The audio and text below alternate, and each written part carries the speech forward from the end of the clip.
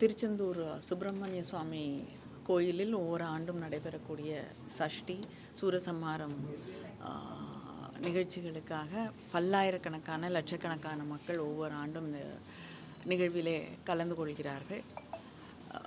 நம்முடைய முதலமைச்சர் அவர்களுடைய அறிவுரைக்கு இணங்க அவர்களுக்கு பாதுகாப்பாக தங்குவதற்கான வசதியோடு கொட்டகைகள் அமைக்கப்பட்டிருக்கிறது.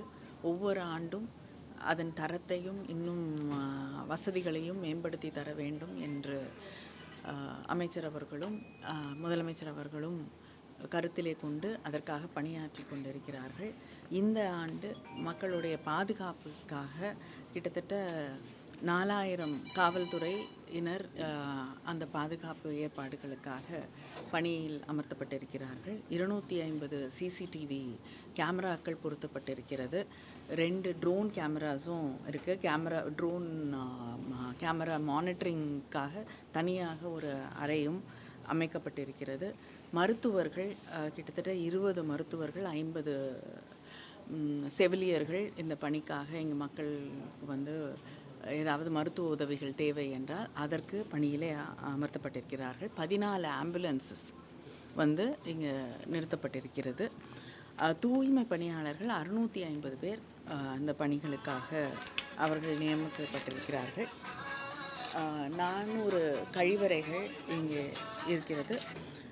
450 பல இடங்களிலிருந்து வரக்கூடிய பக்தர்களுக்காக பேருந்து வசதிகள் செய்யப்பட்டிருக்கிறது. 450 பேருந்து வசதி அது பல இடங்களிலிருந்து வந்து வரக்கூடிய பக்தர்களுக்காக செய்யப்பட்டிருக்கிறது. அது மட்டும் இல்லாமல் திருச்செந்தூரில் இப்போ வந்து பஸ் டெர்மினஸ்லேருந்து கோயிலுக்கு வருவதற்காக கிட்டத்தட்ட 45 இலவச பேருந்துகள் இயக்கப்படுகிறது. அதாவது அவங்க வந்து இறங்க இடத்துலேருந்து கோயிலுக்கு அருகே வருவதற்காக கிட்டத்தட்ட 45 பஸ்ஸஸ் வந்து ஏற்பாடு செய்யப்பட்டிருக்கிறது.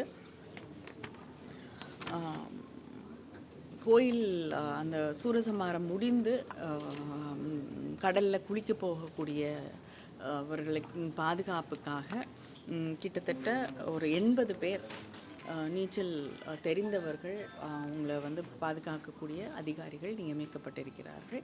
ஒரு 8 போட்ஸ் வந்து நிறுத்தப்பட்டிருக்கு. இதையெல்லாம் தாண்டி எல்லாருமே வந்து அவங்களுடைய பாதுகாப்பிலே கவனத்தோடு இருக்க வேண்டும் என்று கேட்டுக்கொள்ளப்படுகிறார்கள். சிறப்பு ரயில்கள் இல்லை, பேருந்துகள் கிட்டத்தட்ட 450 பேருந்துகள் தமிழ்நாட்டிலேருந்து பல பகுதிகளிலிருந்து வரும். வேறு பல பகுதியிலும் தான் வராங்க. உள்ளூர் விடுமுறை விடுறாங்க. தமிழ்நாடு முழுவதும் பொது விடுமுறை விடுறதுக்கான வாய்ப்புகள் இருக்குது. இல்லைங்க, இந்த பகுதியில் நடக்கக்கூடிய ஒரு நிகழ்ச்சி. அதனால் இங்கே இருக்கக்கூடியவங்களுக்கு வந்து விடுமுறை விடலாம். எல்லா இதுக்கும் ஒவ்வொரு பகுதியில் இருக்கக்கூடியவர்களுக்கு வந்து விடுமுறை விடலாம். வந்து தமிழ்நாடு முழுவதும் இருக்கக்கூடியவர்களுக்கு விடுமுறை என்றால் அதுவும் வேற ஒரு பிரச்சனையாகும்.